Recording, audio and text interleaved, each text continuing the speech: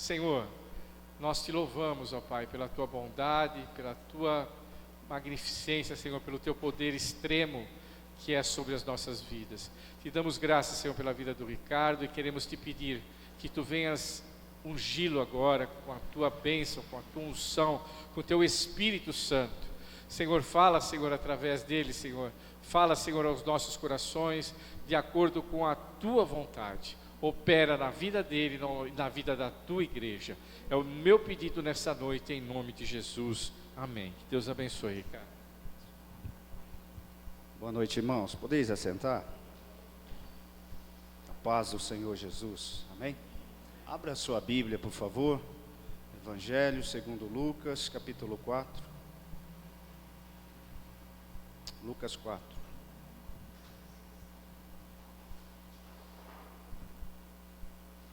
A partir do versículo 14.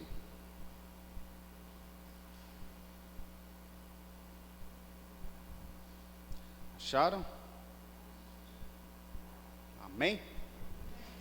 Então vamos lá. Jesus voltou para a Galileia no poder do Espírito, e por toda aquela região se espalhou a sua fama. Ensinava nas sinagogas e todos o elogiavam. Ele foi a Nazaré, onde havia sido criado, e no dia de sábado entrou na sinagoga, como era seu costume. E levantou-se para ler.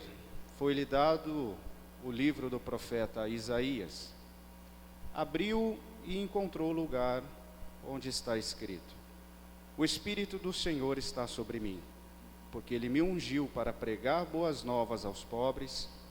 Ele me enviou para proclamar liberdade aos presos e recuperação da vista aos cegos, para libertar os oprimidos e proclamar o ano da graça do Senhor.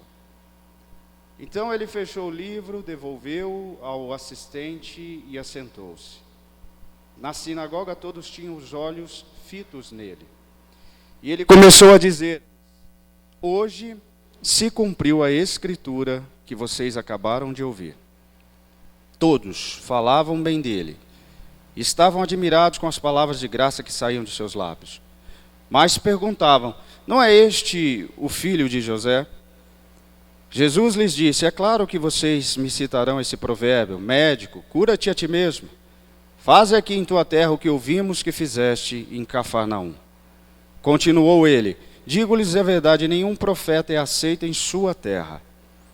Asseguro-lhes que havia muitas viúvas em Israel no tempo de Elias, quando o céu foi fechado por 3 anos e meio, e houve uma grande fome em toda a terra. Contudo, Elias não foi enviado a nenhuma delas, senão a uma viúva de Sarepta, na região de Sidom.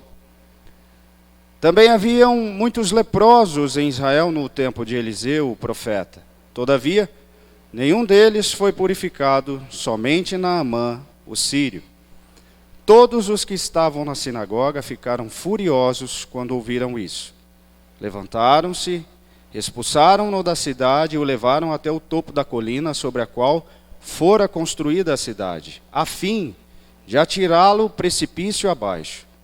Mas Jesus passou por entre eles e retirou-se. Amém? Uma história bem conhecida, e só para a gente contextualizá-la. Depois de ter sido batizado nas águas, Jesus é conduzido pelo Espírito Santo até o deserto, onde ele passa um período de 40 dias em jejum, um período de consagração, um período de preparação, um período também de grande embate espiritual. A história diz que durante aqueles 40 dias Jesus foi tentado pelo inimigo. E passado os 40 dias, o texto bíblico afirma que Jesus derrota Satanás pelo poder da palavra de Deus. Nem só de pão viverá o homem, mas de toda palavra que procede da boca de Deus. Não tentarás o Senhor teu Deus, e somente ao Senhor teu Deus adorarás. Isso por si só já é uma grande lição para a gente. Se nós aprendemos a valorizarmos a grandiosidade da palavra de Deus na nossa vida, a gente já sai daqui tremendamente abençoado nessa noite. Passados os 40 dias, o texto sagrado também vai dizer que, pelo poder do Espírito, Jesus volta para a região da Galileia.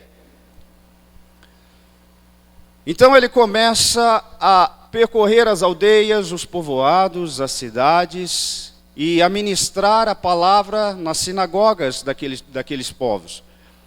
Diz o texto que as pessoas vão ficando impressionadas com as palavras de Jesus, com o seu ensino, com a sua ministração.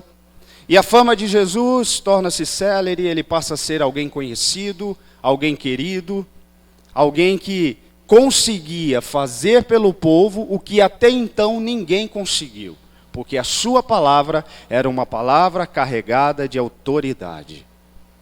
Vale um amém?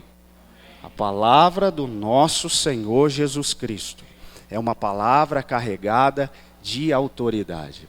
Certo dia, Jesus volta para a cidade de Nazaré, e aí nós entramos no texto que nós lemos. Cidade aonde ele fora criado. E como era o seu costume, em um sábado ele se dirige à sinagoga. Talvez numa reunião muito parecida com essa. Ali ele se põe de pé e lhe é dado o livro do profeta Isaías. Ele lê um texto, preste atenção, ele lê um texto que é muito mais do que uma mensagem. Ele lê um texto que é um anúncio, um decreto universal. Ao ler o texto e ao explicá-lo, Jesus está revelando um mistério. Um mistério que, nas palavras do apóstolo Paulo, ele diz assim que era um mistério que estava oculto desde antes dos séculos. Um mistério que vai passar a ser revelado agora aos judeus e depois também aos gentios. Que mistério era esse? Jesus Cristo, a reconciliação de Deus com a humanidade. Jesus, o único caminho, verdade e a vida que nos conduz a Deus. Jesus, o Cordeiro de Deus, que tira o pecado do mundo. Aleluia! Jesus, o sacrifício pleno e perfeito que nos dá vida e vida eterna. Esta é a missão de Jesus. Cumprir o propósito e a vontade de Deus. Este é o teor do anúncio predito por Isaías, profetizado por Isaías e agora revelado por Cristo naquela sinagoga de Nazaré. Ele diz assim: o Espírito do Senhor veio sobre mim e me ungiu para uma missão. E essa missão vai alcançar e abençoar a vida de todos vocês.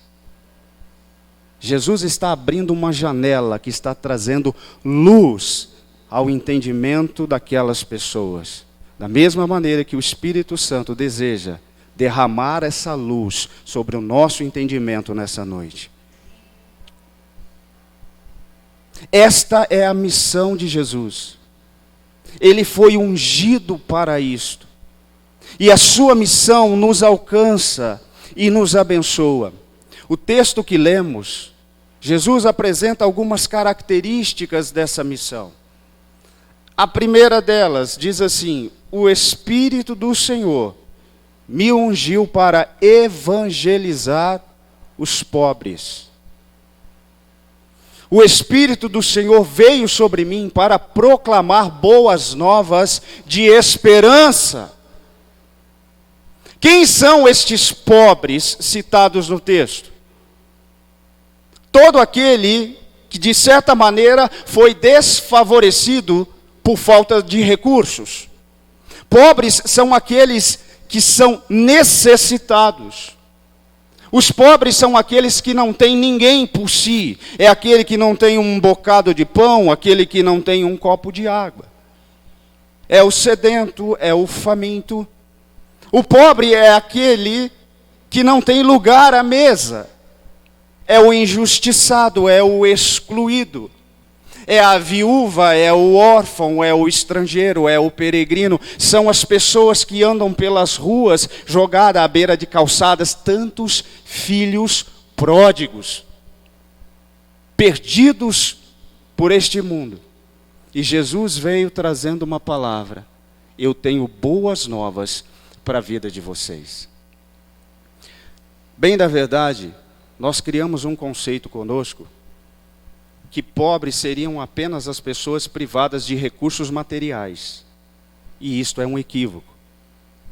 Porque existem muitos pobres de espírito. Pelos bancos, escute, pelos bancos da igreja existem muitos pobres de esperança. Existem muitos pobres de fé. Existem pessoas pobres de alegria. Existem pessoas pobres de esperança. E Jesus vem nessa noite ao nosso coração, através do Espírito Santo, dizer a mim e a você: ei, tenho boas novas de esperança para vocês. Diz a palavra de Deus que nos dias do profeta Elias houve uma grande dificuldade sobre a terra, uma grande privação. Deus chega para Elias e diz ao coração de Elias: Elias, vai até uma cidade chamada Sarepta, fica na região de Sidom, um território não judeu. Você vai até a cidade de Sarepta, porque lá naquela cidade, escute, Deus fala assim: eu já dei ordem a uma viúva para que ela te sustente. Elias, cumprindo a palavra de Deus, se dirige à cidade. Quando ele chega na cidade, ele vê uma mulher. E essa mulher está fazendo o quê? Está recolhendo gravetos no chão. Ele se aproxima e diz a ela: mulher, por gentileza, sirva-me um pouco de água. Quando ela se prontifica a buscar água, Elias a chama de novo e diz para ela: aproveita e me traz também um pedaço de pão. Ela para, se dirige a Elias e fala: meu Senhor, assim como vive o Senhor, o teu Deus, eu tenho vivido em tanta miséria, eu tenho vivido em tanta dificuldade, eu tenho vivido em meio a tanta pobreza, que a única coisa que eu tenho é um punhado de farinha em uma panela e um pouco de azeite em uma botija. Vê? Eu estou recolhendo esse fardo de lenha para cozinhar o pouco que tenho, para que eu e meu filho comamos e depois morramos. Esta é a situação de muita gente que está envolta a pobreza e miséria, não apenas de recursos naturais, muito mais do que isso, uma questão emocional e espiritual. Diante da declaração daquela viúva, Elias se dirige a ela e faz a seguinte observação: mulher, não temas. Ei, você está escutando o que o Espírito está falando ao teu coração hoje? Não temas, não tenha medo dessa dificuldade, dessa escassez. Não tenha medo dessa tribulação, dessa tempestade, desse vendaval que você está atravessando na vida. Jesus foi ungido pelo Espírito Santo para nos trazer boas novas de esperança, de alegria, de paz. Mulher, não temas. Vai e faz conforme você mesmo disse. Porém, antes de fazer conforme você disse, lembra-se daquilo que Deus te ordenou. Lembra-se daquilo que Deus trouxe ao seu coração. Deus falou com você, falou ou não falou? Homem de Deus, é verdade. Eu ouvi uma voz no meu coração, dizendo para mim que viria até a minha casa alguém que eu deveria atender, recolher e sustentar. Com medo eu tentei me adiantar, e essa é a causa que leva muitas pessoas a se atrapalharem na vida. Diante da direção de Deus e do problema, acabam tendo um excesso de pavor, de medo, como Pedro ao caminhar sobre as águas, e perdem o foco, perdem a visão. Faça aquilo que Deus mandou você fazer. Cumpra a direção de Deus na sua vida, e tudo te irá bem. Vá, faça conforme você disse, mas primeiro traga um pedaço de pão para mim. Depois coma você e o seu filho, porque assim diz o Senhor: a farinha não vai acabar na tua panela, nem o azeite na tua botija, até o dia que o Senhor enviar chuva do céu. Jesus veio trazer boas novas de alegria para nós, de esperança. Foi ungido para isso. E essa característica da missão de Jesus nos alcança e nos abençoa. Segunda característica: o Espírito do Senhor me ungiu para curar os quebrantados de coração. Quem são esses? A palavra quebrantado tem dois significados no contexto bíblico. O primeiro é literalmente algo que se quebrou, que se despedaçou. E o segundo traz o significado, o sentido de reconhecimento, de consciência diante de um erro, diante de uma transgressão e de um arrependimento, aonde eu me esvazio de todo o mal para que Deus possa me encher de sua bondade, misericórdia, graça e perdão. Jesus veio e foi ungido para curar os quebrantados de coração. Quem são estes? Aqueles que hoje estão feridos e machucados. Aqueles que carregam traumas. Sabe-se lá há quanto tempo. Gente que chora sem ninguém ver. Quantas vezes você já chorou sem que ninguém o soubesse? Se o seu travesseiro falasse. Gente cujo coração sangra. Gente que não consegue deixar os resquícios do passado que mancham, que marcam. Carregam isso por tanto tempo. Pessoas que foram enfraquecidas pelas circunstâncias, desgastadas. Pessoas que se decepcionaram com família, com amores, com sonhos, com trabalho. Pessoas desiludidas com a igreja, com a fé. Quantos estão no nosso meio assim? Oprimidos, quebrantados, sofrendo. E Jesus vem e diz a mim e a você hoje: o Espírito do Senhor me ungiu para curar esses quebrantados de coração. Existe um bálsamo de Deus para nós, irmãos. Não, eu acho que você não entendeu. Existe cura de Deus, bálsamo de Deus, unção de Deus, refrigério de Deus para a nossa vida.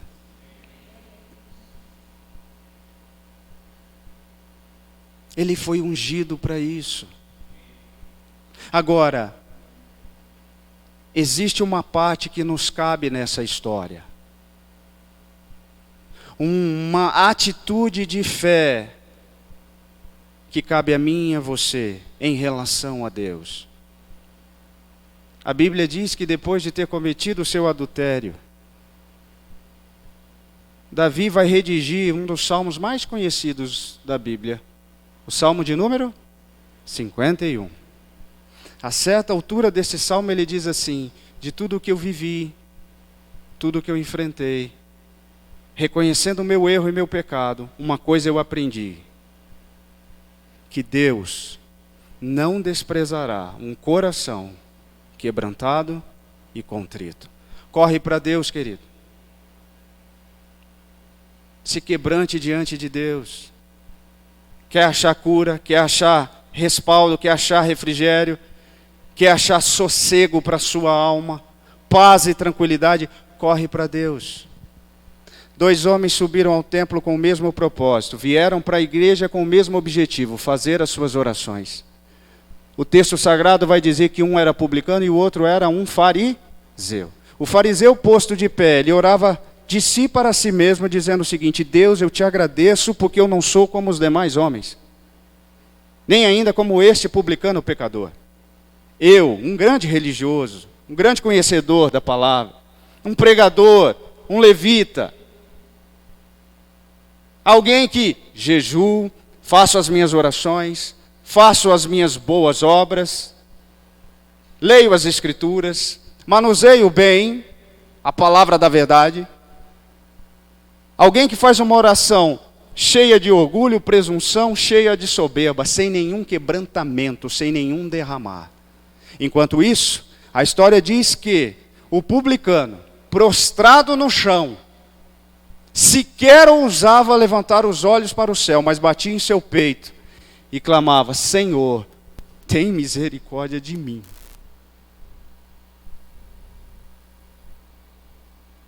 Tem misericórdia de mim. Jesus veio curar aqueles que se quebrantam diante de Deus. Aqueles que reconhecem a sua condição, e posso falar algo para você aqui? De miseráveis que somos. Sem Deus, o homem não passa de um miserável. Aqueles que reconhecem as suas fraquezas, as suas debilidades. Para que a gente vai ficar andando no meio das pessoas com uma máscara, fazendo pose quando as coisas não estão bem? Para que fazer de conta se Deus quer de nós algo real e genuíno? É verdade que nem tudo vai bem na nossa vida, é ou não é? Sim ou não, irmãos? A vida de alguém que é perfeita por completo não é. Uma das maiores orientações do livro de Provérbios, não me falha a memória, diz assim, que melhor é ir a um velório do que ir a uma festa. Se aprende mais, se entende mais de vida em um velório, diante de um caixão, diante de um cadáver, do que no meio de uma festa. Corre para Deus com um coração quebrantado e contrito, quebrantado, que reconhece a sua fraqueza, a sua debilidade, contrito, cheio de arrependimento, de pesar, que deseja, que necessita, que reconhece, que precisa de Deus na sua vida. Jesus diz assim: sem mim, a gente consegue fazer alguma coisa sem Ele? Não consegue, irmãos. Nós não conseguimos. Terceira característica dessa missão de Jesus, que nos abençoa. Ele foi ungido para proclamar libertação aos cativos. Rapidinho aqui comigo. O que são os cativos? São aqueles que de alguma maneira, por alguma forma, estão presos e privados da liberdade. Reconhecer isso aí fora, no bar aqui da esquina, é muito fácil. E infelizmente, existe um grande número de pessoas lá fora que estão presas e cativas. Presas a vícios, a pecados, presas ao mundo, presas à sua própria vontade. Agora, quando a gente olha para dentro, será que está tudo bem?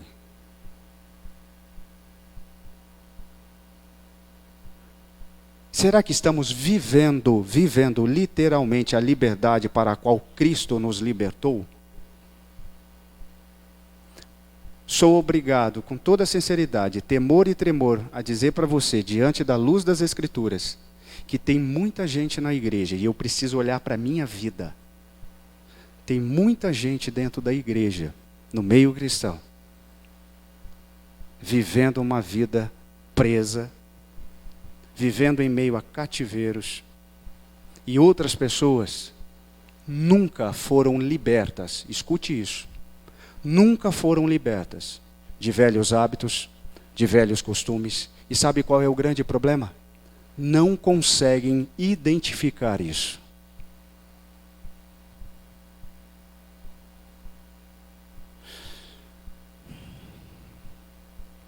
Em um dos textos, eu não vou me lembrar qual, diz assim, que nós fomos comprados das antigas tradições, daquelas coisas que nos faziam e nos tornavam presos ao mundo. Fomos comprados pelo precioso sangue de Jesus, que nos liberta de toda a cadeia, de todo o cativeiro, de toda a escravidão. Jesus entra em uma sinagoga, escute, eu vou terminar. Jesus entra em uma sinagoga num dia de sábado, e algo muito forte vai acontecer ali. Em uma reunião talvez como essa nossa aqui, que a gente subiu, cantou, louvou, que a gente orou, que a gente entregou os dízimos, as ofertas. Muito parecida com essa nossa aqui. Jesus entra naquela sinagoga e ele vai identificar uma questão ali, uma pessoa, uma mulher. Diz o texto que fazia 18 anos que aquela mulher estava presa, cativa por um espírito de enfermidade. Quantos anos? 18, uma maioridade.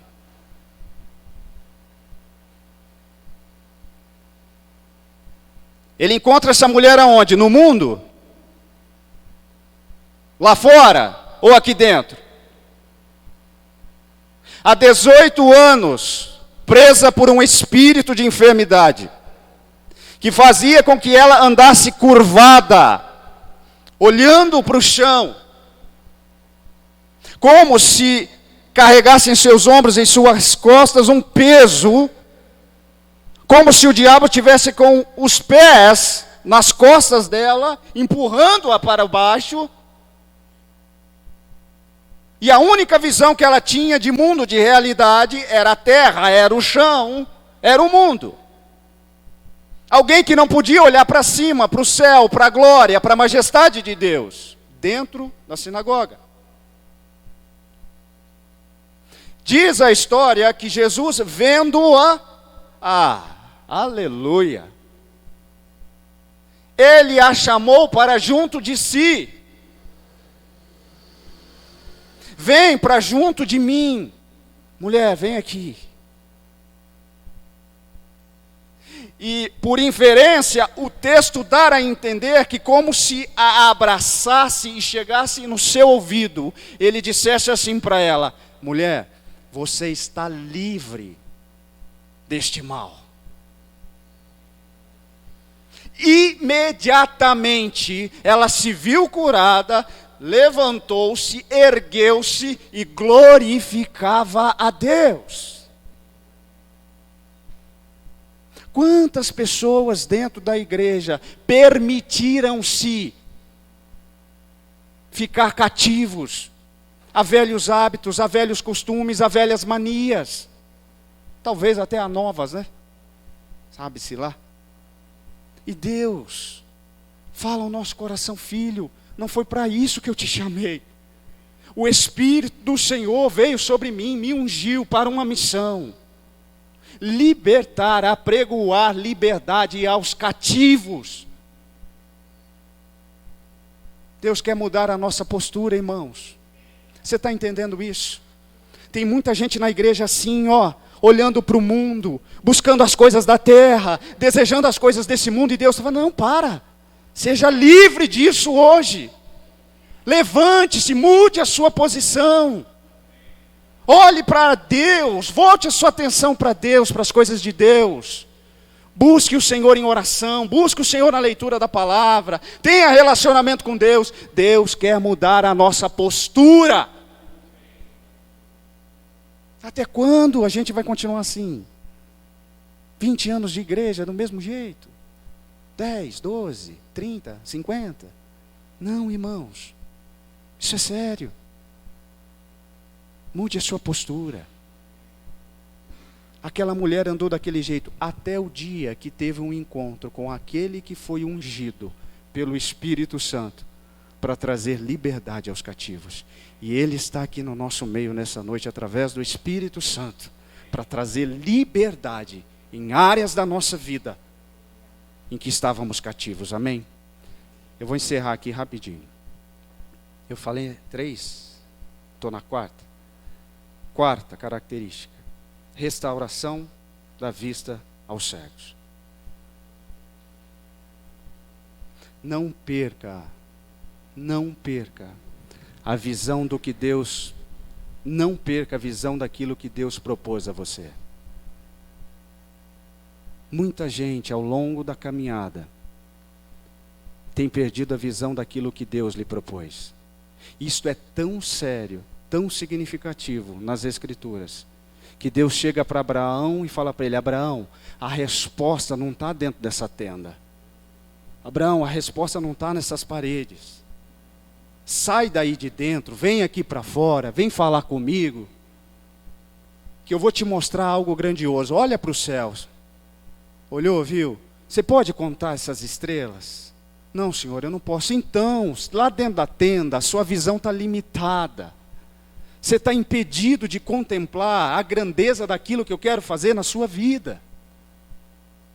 Você não pode contemplar o que eu tenho para a sua vida preso a uma tenda, guardado dentro de uma tenda. Assim também foi com Elias na caverna, que corre para o Horebe, que é o monte de Deus, achando que a resposta está lá dentro. E Deus fala para ele: filho, sai daí de dentro, o que você está fazendo aí? Aí não é o teu lugar. Longa ainda é a tua caminhada, você ainda tem que ungir um rei da Síria, um rei de Israel, tem que ungir um homem que vai ser profeta no seu lugar. Tem muita coisa para você fazer. Algumas pessoas ao longo do tempo estão permitindo que a sua visão fique ofuscada, nebulosa. Pessoas estão se enganando a tal ponto de confundirem os seus erros em relação à vontade de Deus. Não veem mais com clareza a diferença entre o perigo e a segurança que Deus nos oferece. Quantos sacerdotes, eu estou falando para gente de Deus aqui, quantos sacerdotes estão vivendo como Eli? Já perderam a visão espiritual. A casa está uma bagunça, o casamento está uma bagunça. A vida profissional está ruim, nada dá certo. Por quê? Porque perderam a visão espiritual. Quantos Bartimeus no nosso meio, irmãos? Quantos? Assentados à beira do caminho, envoltos em suas capas de religiosidade. E Deus está falando assim: não é na beira do caminho, você tem que andar pelo caminho. É no caminho. Clame a Deus para que Deus abra os seus olhos, para que Deus traga a visão aos seus olhos. Em último lugar, Jesus veio para proclamar o ano aceitável do Senhor. É o ano da graça. É o ano da dispensação que nos contempla, que nos alcança, que nos anima, que nos traz esperança. O favor imerecido de Deus por nós. Para isso Jesus foi ungido. Para trazer essa mensagem ao nosso coração. Encerrando, a história diz que, depois de falar tudo isso, ele se volta para a plateia e diz a eles: hoje se cumpriu isso na vida de vocês. Essa palavra que vocês ouviram. E diz a história que, apesar de ficarem maravilhados com o ensino e com a doutrina de Jesus, muita gente ali começou a permitir que uma certa incredulidade subisse ao seu coração. Mas escuta, esse daí não é o filho de José? Ele não foi criado aqui no nosso meio, quando criança não corria aqui no meio das outras crianças. Muita gente ali participou de forma direta da criação de Jesus. Ele não vinha aqui no culto dos jovens, dos adolescentes, não foi ministrado pelos professores de escola dominical. Não é o filho de José? E Jesus vai dizer, de fato, não tem profeta que tenha honra na sua própria pátria e no meio dos seus.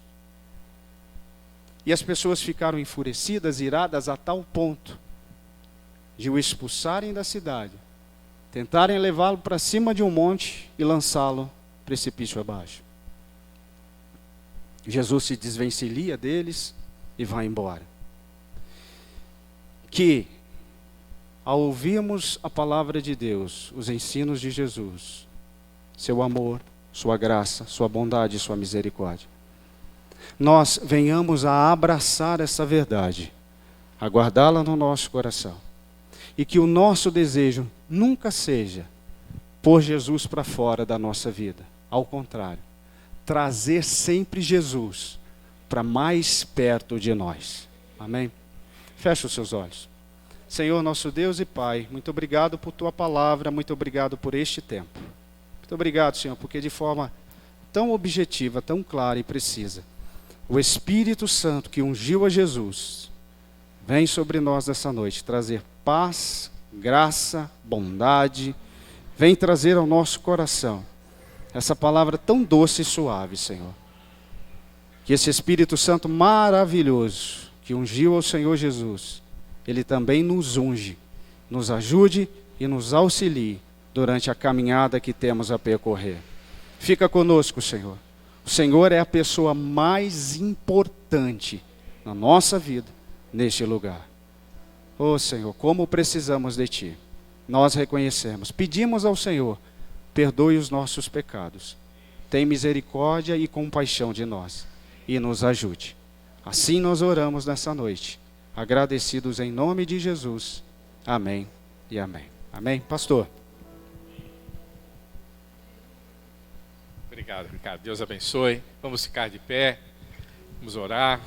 Palavra abençoada, que você possa meditar nela e ser liberto.